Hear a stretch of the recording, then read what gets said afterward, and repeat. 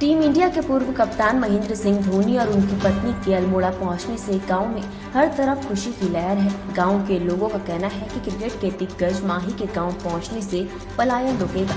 साथ ही सरकार भी गांव की बदहाली पर ध्यान देगी, जिससे गांव का विकास होगा। बागेश्वर में लंबे समय से बंद झूला पुल को खोलने की मांग तेजी से होने लगी है। व्यापारियों के बाद बुधवार को कांग्रेसियों ने झूला पुल के पास धरना देकर जिला प्रशासन के खिलाफ नारेबाजी की। कार्यकर्ताओं ने कहा कि जल्द पुल नहीं खुलने पर आंदोलन तेज करेंगे। खैनोरी मार्ग के सुधारीकरण की मांग को लेकर खैनोरी गांव के ग्रामीण 21वें दिन भी क्रमिक धरने पर डटे रहे। बुधवार को ग्रामीणों ने आंदोलन स्थल पर शासन और प्रशासन के विरोध में प्रदर्शन किया। उन्होंने कहा कि जिला मुख्यालय के सबसे नजदीक होने के बावजूद भी जिला स्तरीय अधिकारी उनकी मांग को अनसुना कर रहे हैं। नेपाल सीमा से लगे मटलक में भैया दूज पर बग्वाली मेला आयोजित किया गया। इसमें 4 गांवों से मां भगवती की डोली यात्राएं निकाली गई। इस दौरान डोलों में सवार देव डांगरों ने श्रद्धालुओं को आशीर्वाद देकर सुख समृद्धि की कामना की। मेले में शांति व्यवस्था के लिए पुलिस का पुख्ता इंतजाम रहा।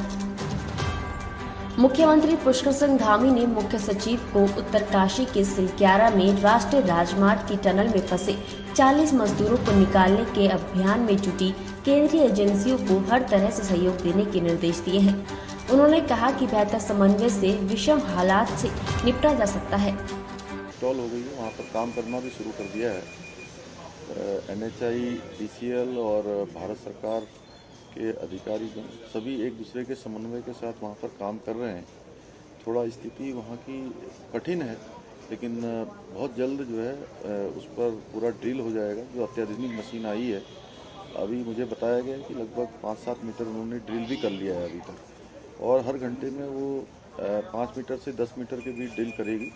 तो जल्दी से जल्दी अगर सब चीज़ें ठीक रहीं तो हम उन सभी को, जो हमारे भाई उसके अंदर हैं, उन सभी को निकाल पाएंगे। अभी भारत सरकार के मंत्री जी भी, माननीय DK सिंह जी भी वहाँ पहुँच गए हैं, अन्य टीम भी पहुँची है। राज्य सरकार की तरफ से उन जो एजेंसियाँ काम कर रही हैं या तकनीकी विशेषज्ञ हैं, हर प्रकार का सहयोग देने के लिए हमने पहले से ही सभी को कहा है। हमारे मुख्य सचिव, अन्य लोग उनके सभी के संपर्क में, क्योंकि तकनीकी चीज़ें उन्हीं को करनी है।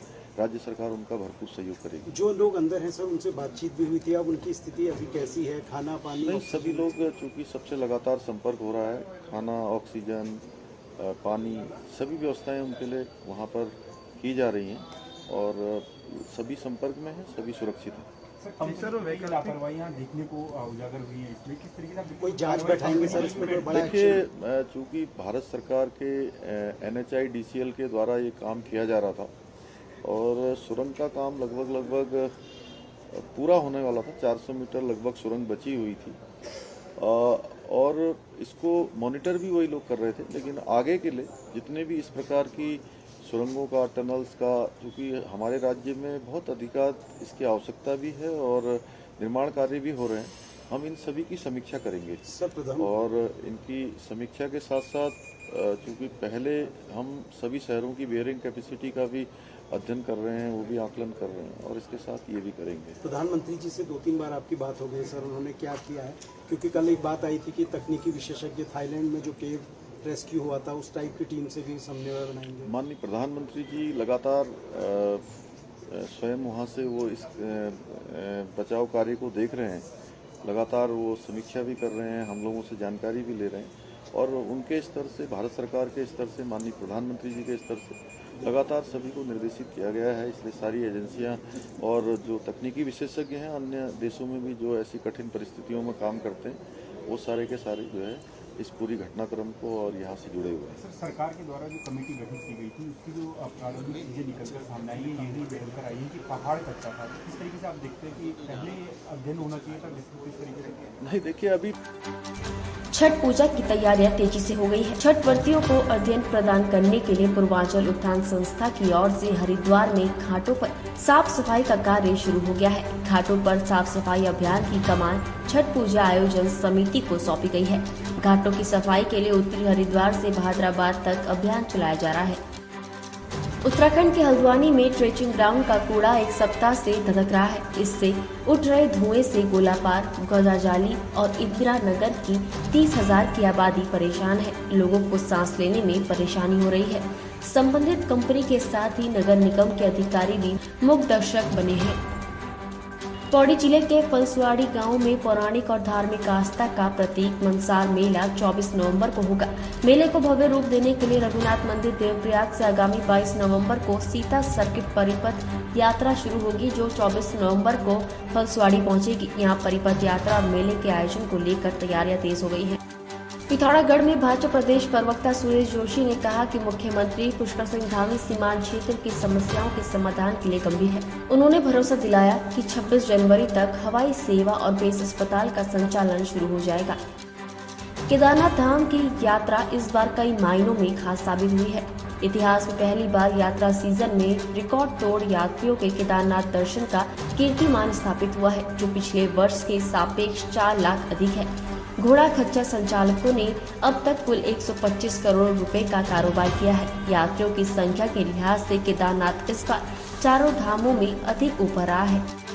जौनपुर ब्लॉक के थत्यूड़ मूलधार सड़क मार्ग खस्ताहाल होने से क्षेत्र के लोगों को दिक्कतों का सामना करना पड़ रहा है। स्थानीय लोगों ने शासन प्रशासन से थत्यूड़ बंसील मूलधार सड़क के डामरीकरण करने की मांग की है।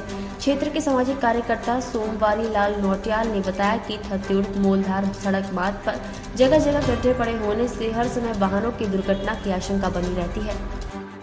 रुद्रपुर में ट्रांजिट कैंप थाना क्षेत्र में परिजनों की गैर मौजूदगी का फायदा उठाकर चोरों ने घर में हजारों रुपए की नकदी और जेवरात चुरा लिए। पीड़ित ने पुलिस को तहरीर देकर मामले में कार्यवाही करने की मांग की है। ट्रांजिट कैंप की नारायण कॉलोनी निवासी राकेश कुमार मंगलवार को पत्नी के साथ बरेली स्थित ससुराल गए थे। घर पर रहने वाले किराएदार भी ड्यूटी पर फैक्ट्री चले गए।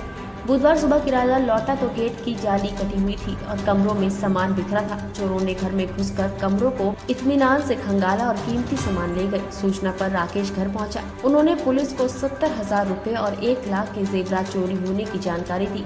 SHO सुंदरम शर्मा ने बताया कि चोरी की जानकारी मिलने पर इस मामले की जाँच शुरू हो गयी है। यमुनोत्री राष्ट्रीय राजमार्ग पर सिलग्यारा से डंडाल गांव के बीच निर्माणाधीन सुरंग में बीते रविवार तड़के हुए हादसे में तकरीबन 40 मजदूर फंसे हैं। मजदूरों को बचाने के लिए रेस्क्यू ऑपरेशन जारी है। तकनीकी विशेषज्ञों का कहना है कि आज गुरुवार को मजदूरों को सुरक्षित बाहर निकाला जाएगा।